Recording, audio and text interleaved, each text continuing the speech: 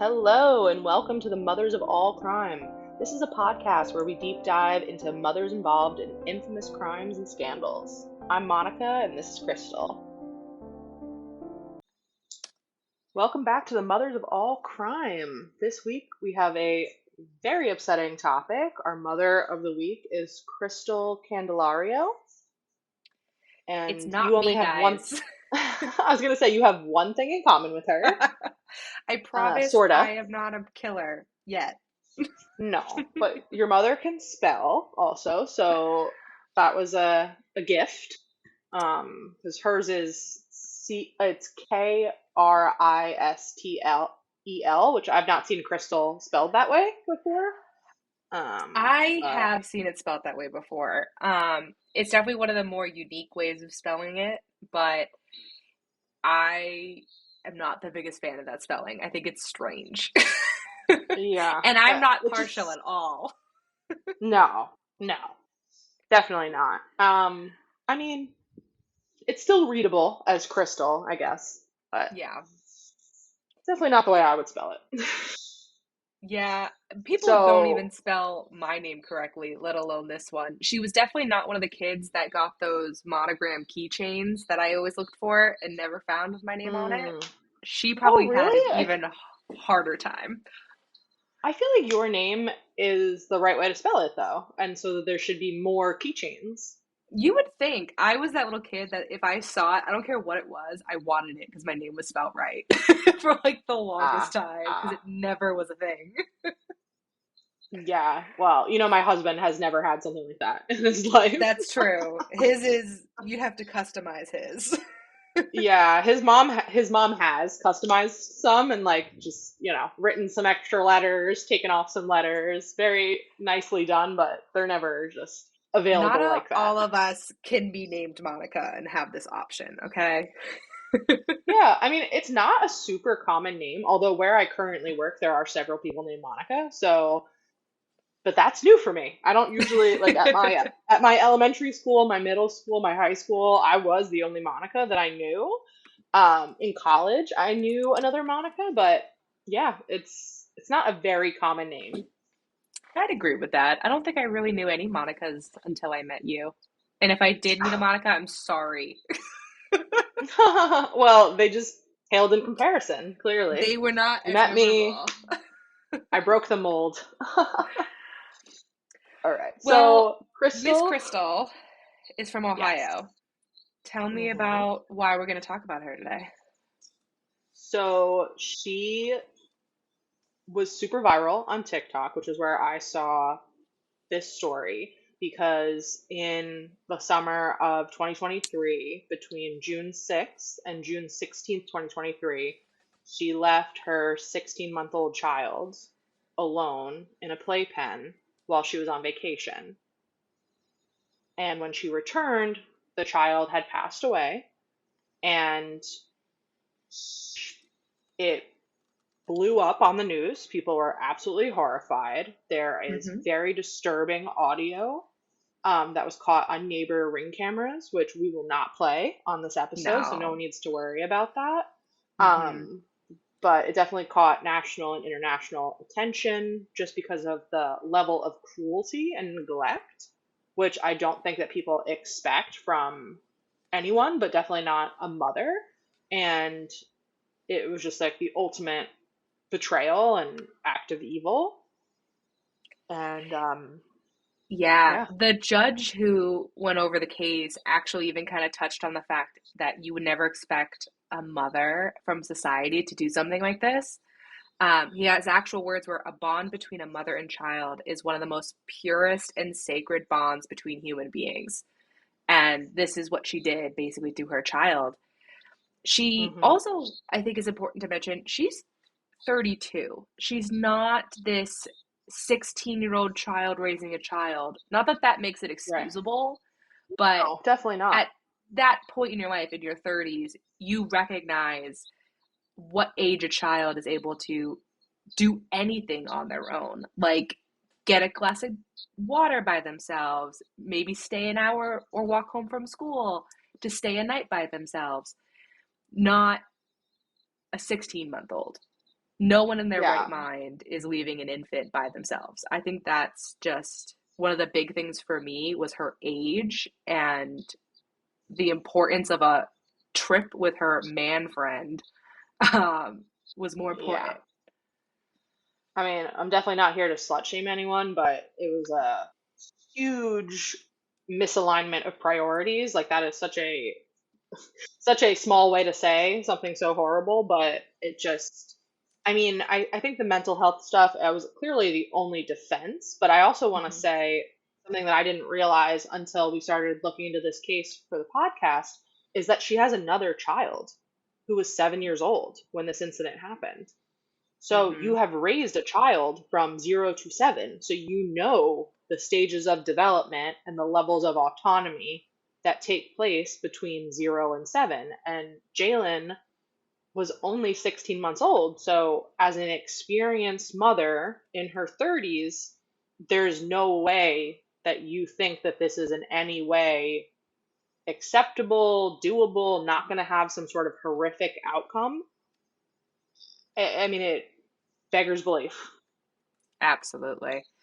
And you did mention that she was gone for about, I think it was 10 days, if my math is right. Yeah, it's 10 And days. there's video camera footage of her leaving her home 2 days before that and not bringing her child. So her baby was again left alone. We don't know where she went during that period. At least I couldn't find Hmm. anything on it. So Yeah. clearly, this is a pattern of her leaving her children unattended. So you have to Yes. wonder how often she had done this for a day, 2 day, 3 days at a time with both children. Um, and there was, quote, no issues. So she didn't see the problem and then extending it a little longer, extending it a little longer. And she Yeah. took this big romantic vacation. She went to Puerto Rico. There, if you Google her name, one of the first pictures that comes up is this beautiful picture of her standing on a beach with the water behind her, like a great vacation photo. And then the next Yeah. photo is her mugshot.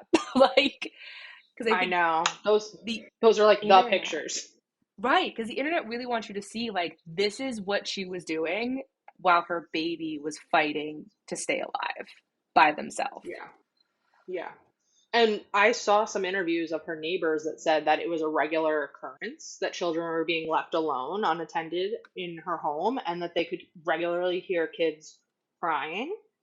Mm-hmm. And that makes me not blame the neighbors necessarily, but is that not something that would necessitate a welfare call? Like, is there no sense of accountability for these other adults that are aware that a very not safe situation is clearly taking place? Yeah. And Uh, that's what's so complicated with things like this because you have something called the standby effect where you just assume someone else is going to make that phone call. Oh, yeah, someone definitely. had to have called the police by now. Because anyone who decides to go look up that ring cam footage on their own, you're going to hear blood curdling screams from an infant that is heard Oh, from the neighbor's house on their ring camera. So that is a very, very, very loud scream, and nobody did anything. And I completely agree with you where I can't imagine hearing that regularly as an individual and not calling the police. But there is a lot of instances where there's really horrific moments happening that someone goes to themselves, oh my God, someone had to have already called. There's no way. I don't need to. yeah, definitely. I think there's also like a fear of CPS, a fear of the police, a fear of getting involved. Um, And I mean, none of that is a really good justification for not stepping up and helping this child that was clearly in distress, or even knocking on the door at the house. Like, is everything okay in here? I mean, they can clearly see her car is not in the driveway, but I mean, that doesn't mean that there's not someone else staying at the house with the kids. Like, anything could Mm-hmm. be happening. But she Right. also could have, like, the mother could have come home and hit her head and was dead on the kitchen floor. And then the same thing would have happened where that child would have been just left alone. Like, there Mm-hmm. clearly was no level of noise that could have happened in that home that someone was willing to, like, check on them. And Yeah, it's, I don't know, it's very disturbing. it is. And it's one of those moments where you have that's going to haunt you from people who worked on this case. Yeah. You have the detectives, the attorneys, and a lot of people involved who all of them are saying that the facts of this case are going to haunt them for a long time just because of the pure innocence of the victim. Yeah. Um, so, like you mentioned, this baby was left alone in a pack and play. Originally had a couple bottles of milk, but other than that, which is not enough to last them one day, let alone 10. She had no food, no water, no protection. She was found covered in her own feces because, again, at 16 months old, they're not getting up and really moving much. Um, Yeah. and it was actually determined, and I think this part is the one that broke my heart the most, which is saying something for a case like this. This baby fought like no one else. And it was actually determined that she had died merely very, very soon before Kristel had returned. So she Yeah. lasted probably 8 days fighting for her life and So, could have yeah. totally had one phone call by anybody. This baby girl would have been alive. Yeah, I definitely want to talk about the circumstances in which Crystal coming home from this great vacation, and Puerto Rico is a beautiful place to take a vacation.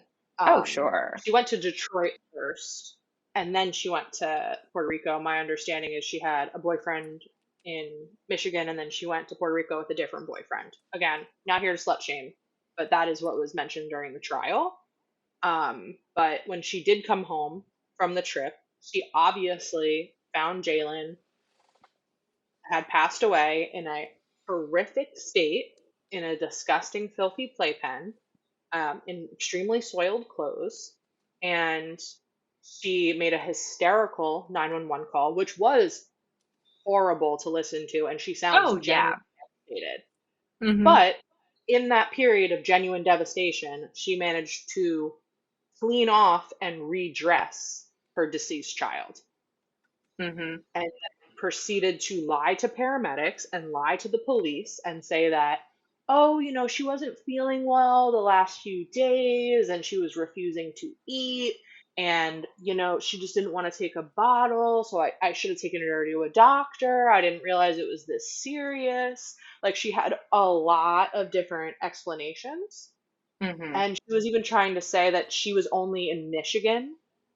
She didn't mention anything about Puerto Rico, and she said that she was in Michigan to do Ubering, and then she couldn't provide any information about where she was staying or how long she was gone. Like, her story just wasn't holding up at all.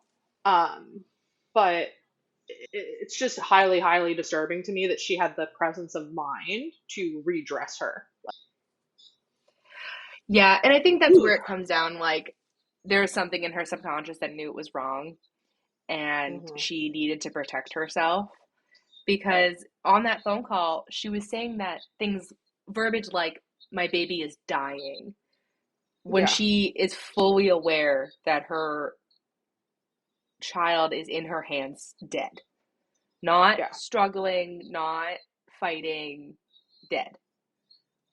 Exactly. So from the minute she got home, she went into I need to protect myself mode. At least that was my thought, where Right. I have to make it seem like this is spontaneous and I don't know what happened. How do I cover my tracks?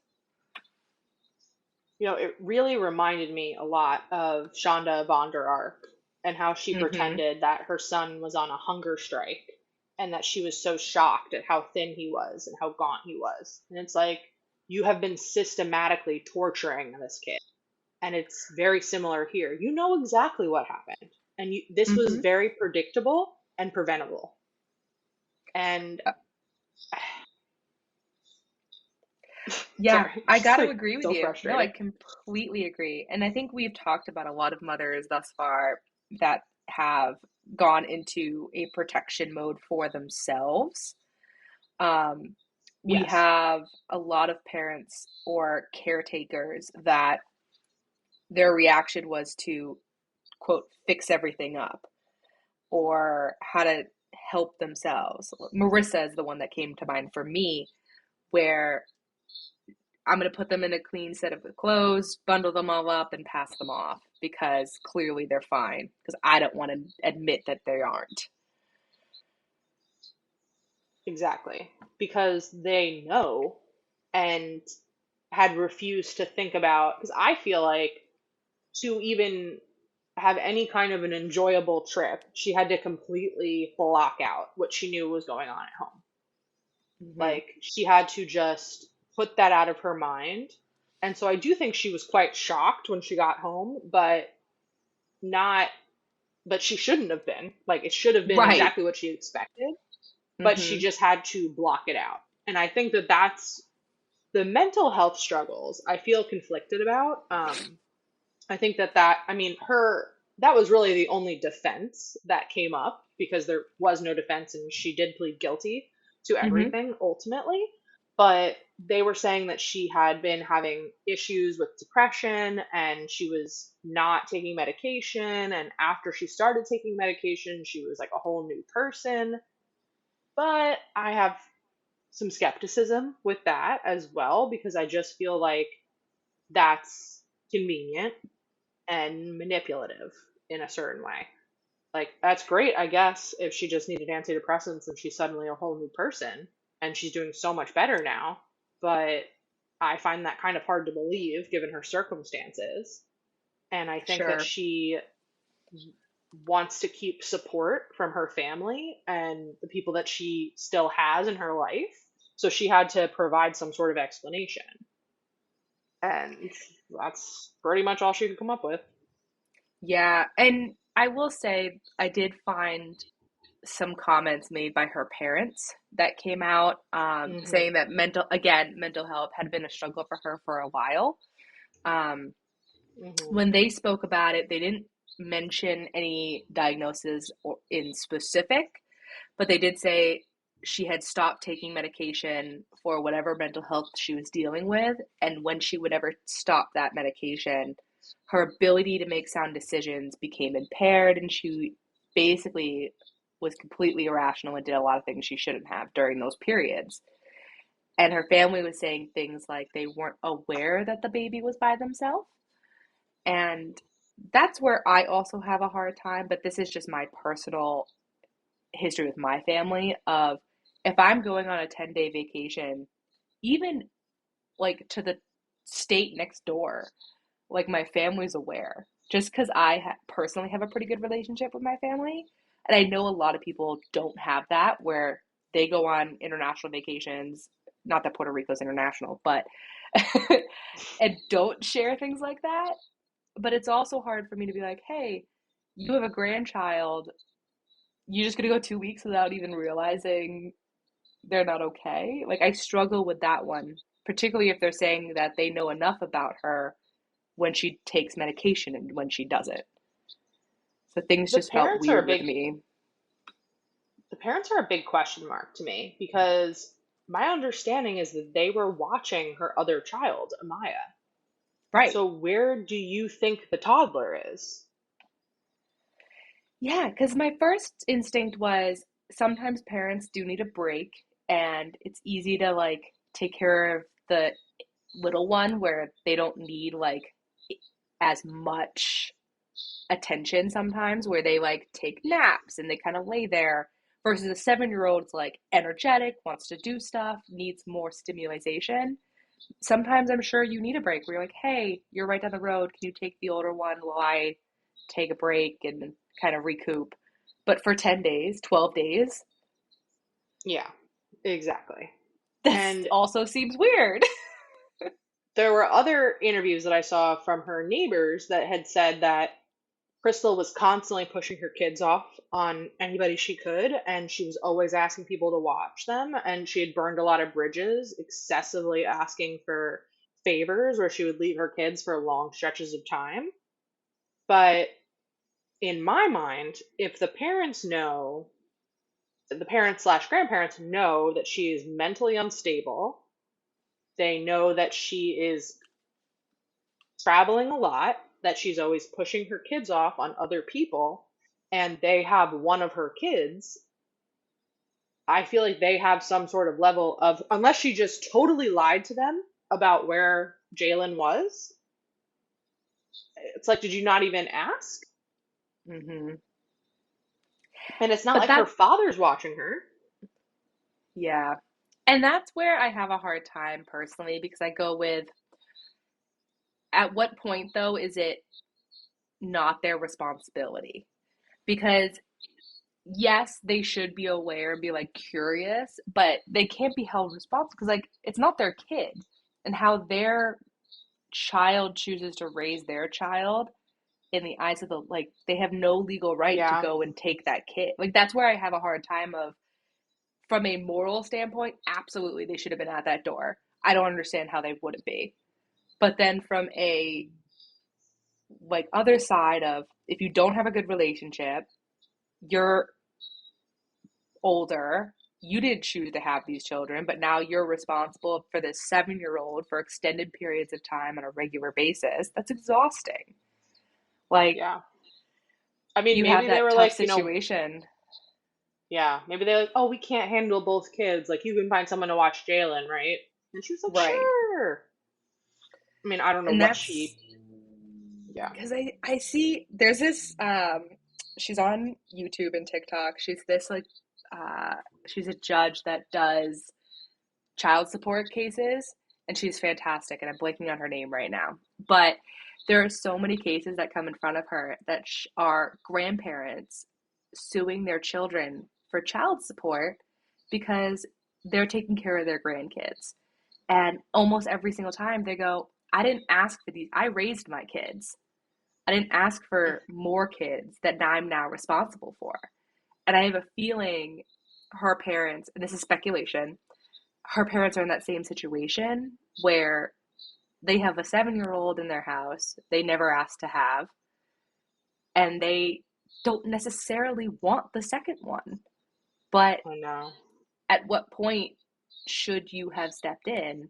And I'm sure now they're sitting there just horrified with the situation because, for like, they came out and ended up saying that the baby had lost 7 pounds in 2 months when they were, from the doctor's appointment that they went to when she was found.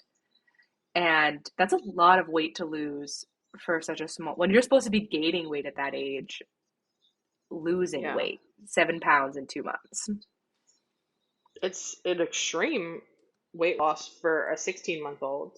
Um, it, it it just feels like, did something happen that you go from taking a child to a pediatrician appointment to 2 months later you have starved and neglected them to death?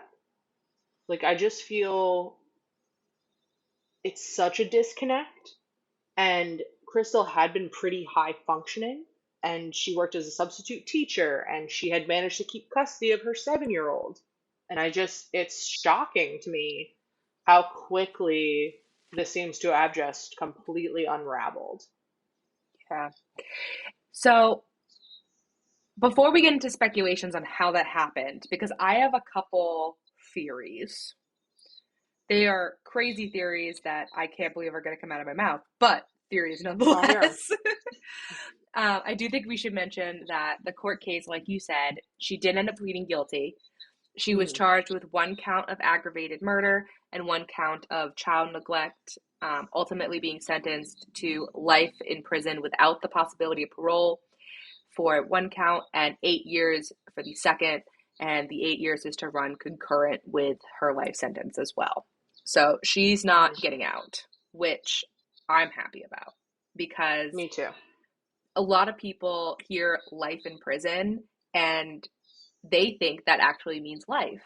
And that's actually not true. Life in prison, if you have the option, ability for parole, they're out in 25, 35 years.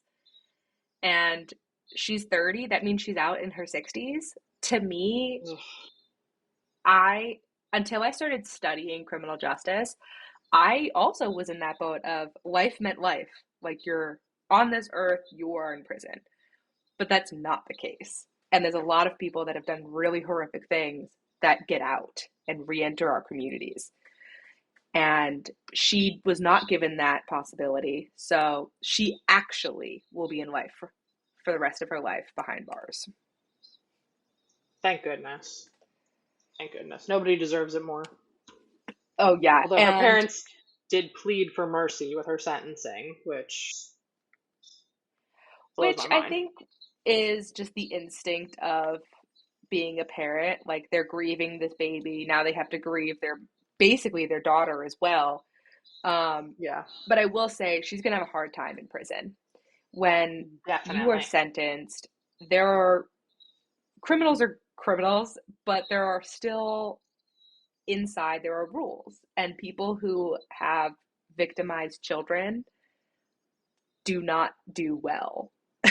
um, there are people that have murdered multiple people, and they kind of get looked at as like the top dogs. But the minute that they find out that, oh, you victimized a child, your life is going to be a living hell, as it should be, in my opinion. You deserve everything you get if you Yeah. victimize a little baby who can't even defend themselves. And it was super viral online. So, and a lot of prisons have access to the internet, have like they can get TikTok, Instagram, whatever. So they know, like she's recognizable. Oh, and people talk. I, Like, don't get me wrong. yeah, Like, there are ways that prisoners find out about people's charges. If it is from the prisoners themselves, if it's from media, like you said, if it's from the guards, um, they find out if it's a child, one way or another. Just a matter of time. bringing me a But little comfort. I know, right? Like, don't get me wrong. I don't want harm to come to anybody, but there's blind spots That may be her. for people like that. Yeah.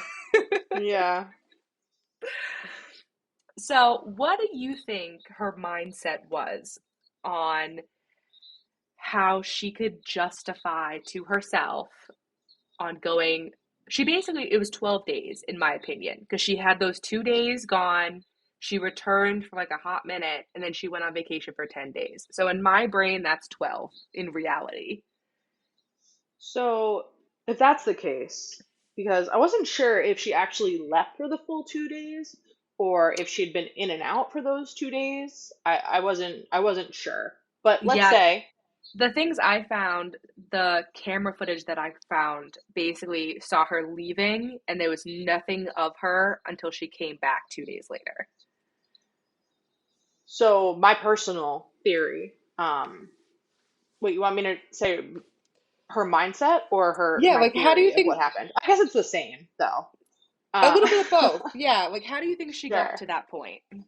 So what I think, my best guess is that she had been gradually leaving Jailyn alone for longer and longer periods of time, and nothing that bad had happened. So she thought she could push it, and she pushed it really, really far. I think it was just like she'll be fine. She'll be fine. And then she just was on her fuckcation, drinking mojitos, doing whatever, and she was just on purpose not thinking about her kid at all. And I think maybe she was a little surprised when she saw like the state of decomposition that she was in when she got home. But if she'd been leaving her regularly for 4 or 5 days, maybe she thought 10 wouldn't be that bad. I mean, the medical examiner said that she probably died between June 9th and June 13th, and she left on the for the trip on June 6th. So she did survive for 3, 4, 5, 6 days. And if she had come back in 6 days, she may have found her alive, and no one would ever know this happened. And I wonder if maybe previously she had left her for 6 days. Hmm. So that's kind of what I think. I completely agree. I think that she definitely had been doing that for a while. We know she did it for two. I guarantee that was not the first time.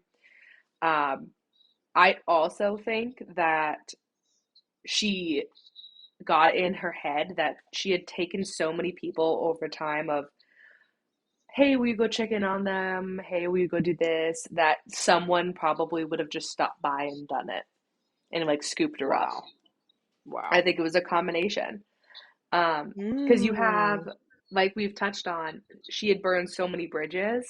I wonder if she had been telling people about this trip and like her neighbors maybe, and just assumed, well, someone will call my parents or they'll stop by, or if they don't, she'll be fine. She's been home for 5 days by herself before and it wasn't a big deal. I think it just got a little too far. And I also wonder, to get it out of her head, if while they were in Puerto Rico there was drugs involved, or obviously a lot of drinking, and her like romantic trip, her mind is on something else. But if this was also kind of coerced, of, I know a lot of people in those types of relationships that they plan to come home on Friday and then change their flight to like Tuesday. Because if your employment is a substitute teacher and an Uber driver, you can kind of do that whenever you want. So True. she might have initially been like, oh, I'll just go for like 3 or 4 days. And then she's there having the time of her life. All right, I'll change my date, and not thought, hey, I have a baby at home by herself. Totally. And I think that she pushed it further for sure than she was planning to, because she did go to Detroit for 2 days before she went to Puerto Rico. She was in Puerto Rico for like 8 days. So maybe Right. she thought, like, oh, it's only 8 days. Like, she has a couple bottles of milk, she's in her playpen. What can really Mm-hmm. happen? And I mean, to you and I, that's absolutely insane. But like, if you've already been leaving her for 5 or 6 days prior, then maybe it doesn't seem that insane. And then she was like, well, I need to go to Detroit. I need to see him, and she'll be fine. She'll be fine. I do think it's really interesting and super sad if she kind of thought that one of her neighbors would go check on her, or that her parents would show up. I wonder if her parents had keys to her house and she thought that they would like just go over on a whim and see if the baby was there and needed help. I mean, that's devastating to think about. Mm-hmm. But it's possible. Yeah, because I mean, she did seem really, really surprised when she came home and found her like that. Yeah, and that's where like, because my instinct just reading like the headlines was, this was her way of getting rid of the baby without doing Mm, it like physically mm. herself. And then you listen to the recordings and like the tapes and things, and she did genuinely sound just horrified. And if Well, not, she's an amazing actress, if not. she may be an amazing actress. She may be super mentally unwell, but she also maybe didn't realize the graphic gruesomeness she would come back to, even if the baby had passed away. Like maybe she thought she'd Hmm. just be able to play it off the way she did ultimately try to, and just be like, oh, well, she wasn't really eating and she's been sick. And when she came home and saw the state that the baby was in, I mean, I would imagine that even if you killed her on purpose, that would still be horrifying to see and deal with and smell. And just every part of that experience would be so horrifying that you would maybe sound panicked on the phone. Maybe. I don't know. Yeah, I don't know, because it just is really shocking still, even after doing Mhm. this for as many episodes and listening to some really horrid cases. I think part of it is just because how innocent the baby is. Like they're so little. I know. And my I guess my mindset is like, she put her in the pack and play of like, well, she's not near sharp objects, she's not near the stuff. She's safe in the pack and play. She can't get anywhere. By her Yeah. home by herself is not okay. I But mean, in her twisted mind, if she's in the pack and play, she's fine. it sounds like she created a dog. Like, that Yeah. is. a much closer equivalent. Like that's not what a pack and play is, though. Like that's not what a crib is supposed to be used for. You're not actually still supposed to leave. That's a really good And comparison. I think that's maybe what she was thinking of. It's like confined, so she's fine. yeah, and it is safer for a dog to, I mean, there's different ways, different schools of thought on that, but we confine our dog to a crate when he's home alone because he's less anxious and he doesn't get into things that could possibly harm him. And we also have cameras where Hmm. we can watch him while we work. And so he's always being supervised, but also we would never ever leave him for days. I mean, Right. You guys leave uh, for like what? A work day and you come home and he's fine. But if you were a gone work even day. overnight, you're Right. like, hey, someone come check in on my dog. But Right. I this mean, woman doesn't think that for her child. yeah, I mean, we just went on vacation and I left him with my brother because he's gonna watch him. Like he's gonna take care of him. He's gonna feed him and walk him and it's just like he needs things every single day. Just I mean, he needs less things than Jailyn did, but he still needs food and water and interaction and exercise and it's so cruel because it's not even just like the food deprivation that child experienced, it's the terror and Yeah.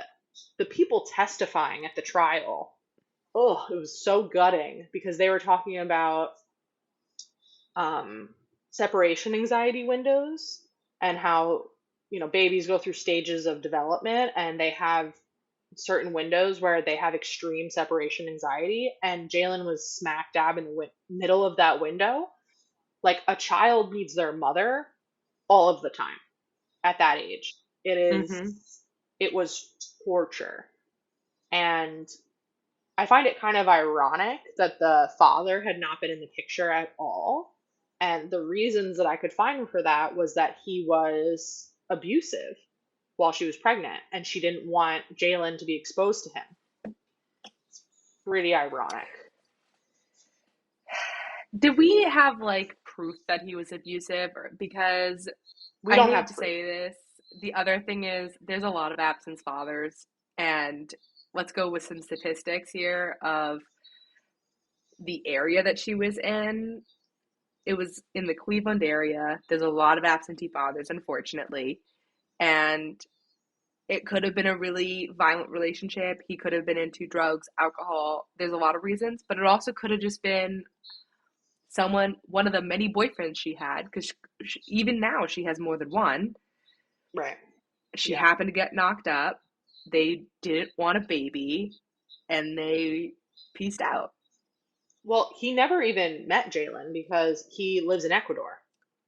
And so he's not in the country. She met him on Facebook. They went to the Dominican Republic on a vacation. Who knows where Amaya was? And they had sex. They conceived Jailyn. And then they were trying to do long distance. And then she has claimed that he was physically abusive to her during a trip that she took to see him while she was pregnant. And so they weren't involved. I guess she would still FaceTime him sometimes with the baby. But I mean, it had to be a better situation for her to be with her father than her mother. Like it's almost inconceivable to me that he could have possibly been worse.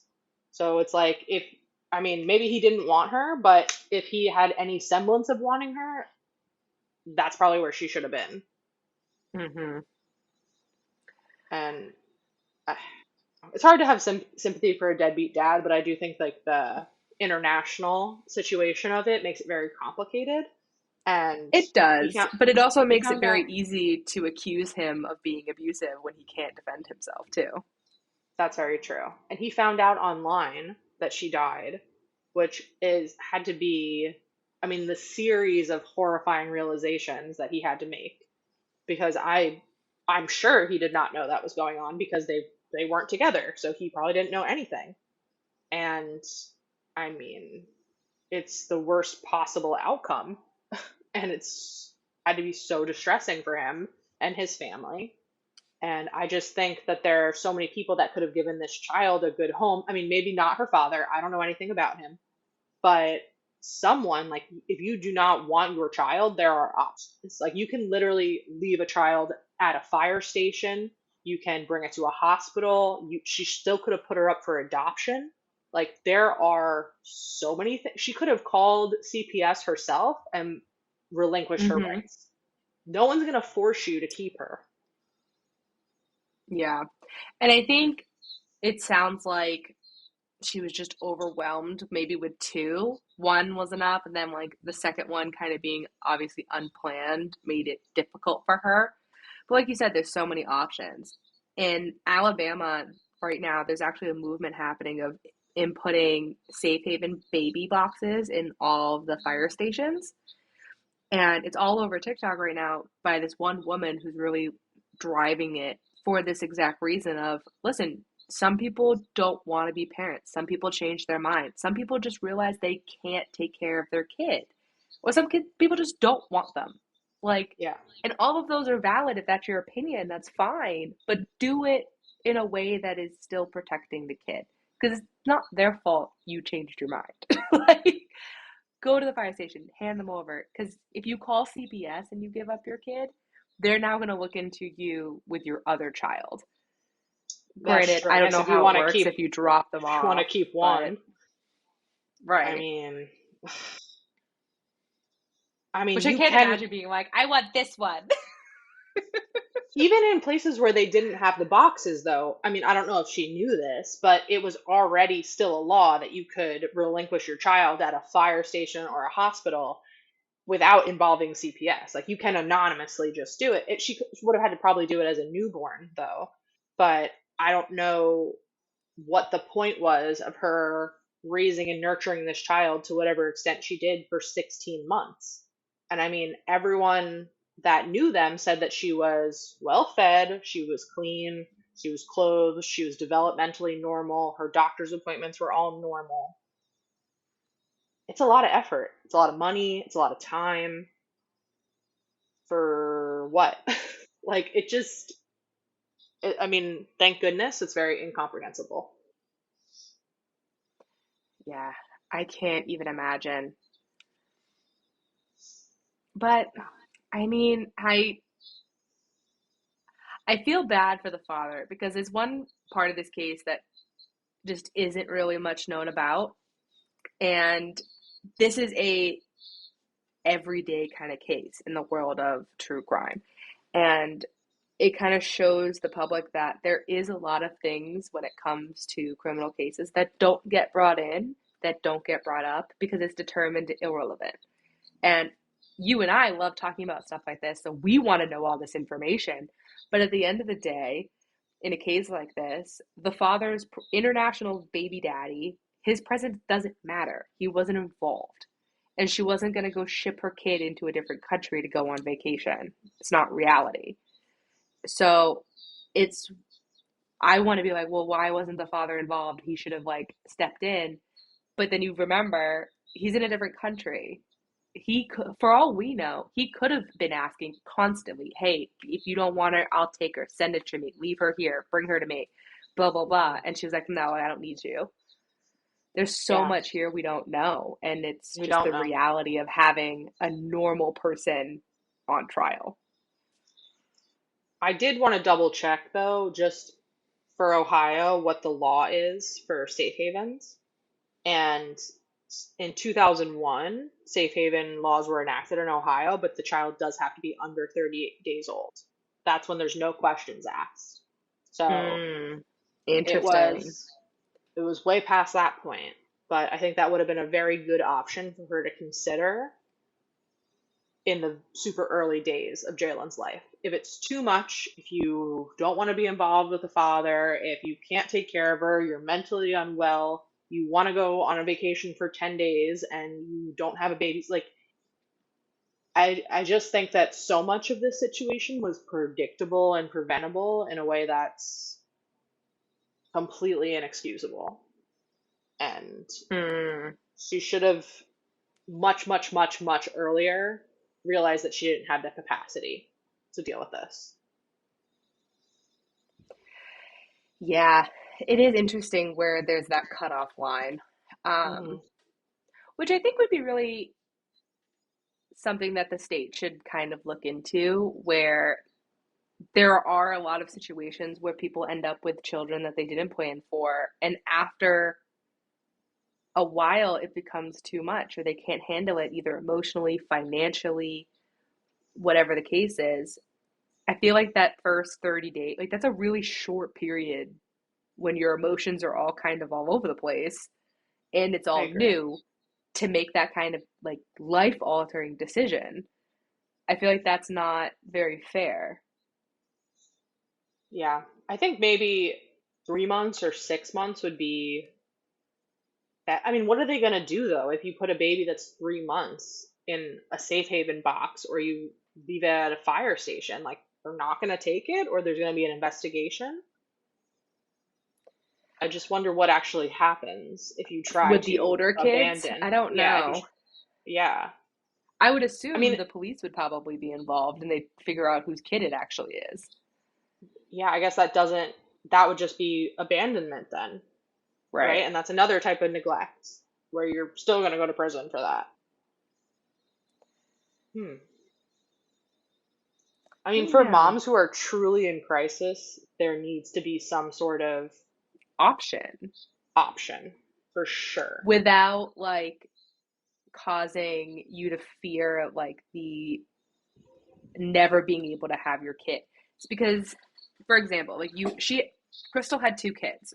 Clearly, Hmm. the second one, this is us speculating, assuming she has a soul. The second one became too much and she just couldn't handle it anymore. But she knew she could handle the first one.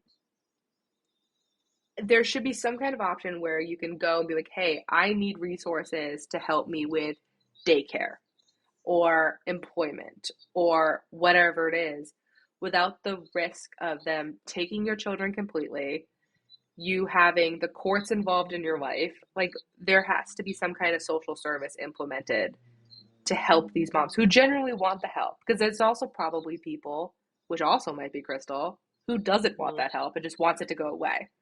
Like, Yeah, I don't know that Crystal would access those resources if they had been available, but I do think there should be, I don't know. Like, I feel like emergency temporary respite care through foster care is a great idea in theory. Um, but I think that Crystal knew though that she didn't have like good justifications for why she needed help because she wasn't needing help for going to work for she wanted to go on vacation for 10 days. Like, the state is not going to help you with a luxury like that. And I think that right, Crystal was not accepting of her reality, um, and was just in complete denial of her responsibilities and obligations and what's really important.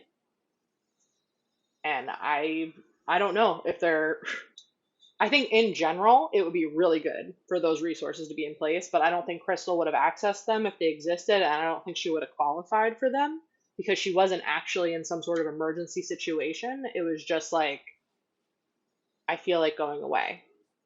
right. And I don't know what steps she took to try to get childcare for Jailyn. It doesn't seem like anyone's coming forward to say, she begged me to watch Jailyn this time. It's all stuff in the past. So I feel like this was her plan A, as upsetting as that is. Yeah. And I feel like if you burn enough of those bridges, people are going to stop answering your calls too. Like, why am I going to keep helping you if all you do is dump your kid on me?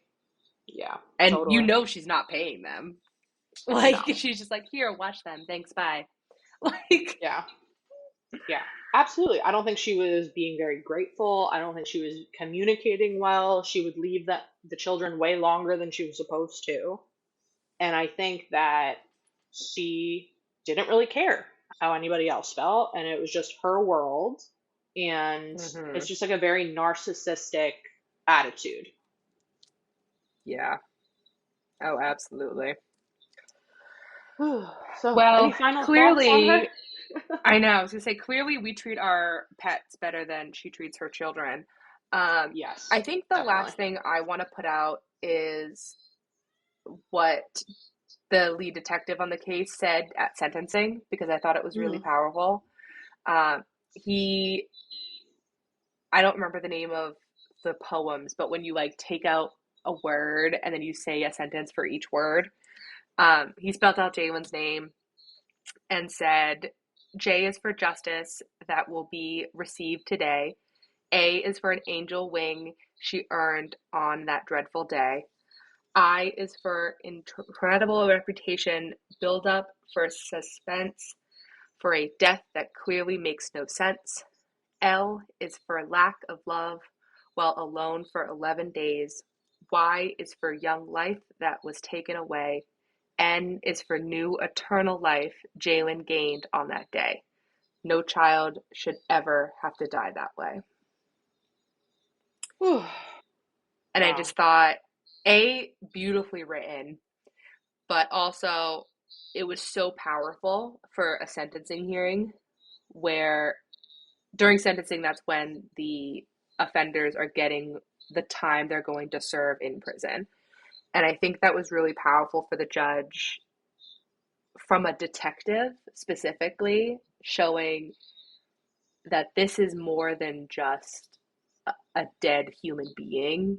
This was something that was completely preventable and uncalled for. So I just thought it was really powerful and very nicely worded by the police department.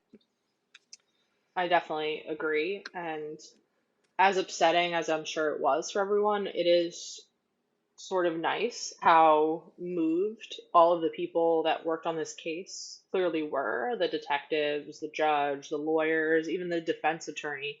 Everyone was deeply, deeply moved by Jalen's life and the loss of her and the horrible circumstances that she endured. And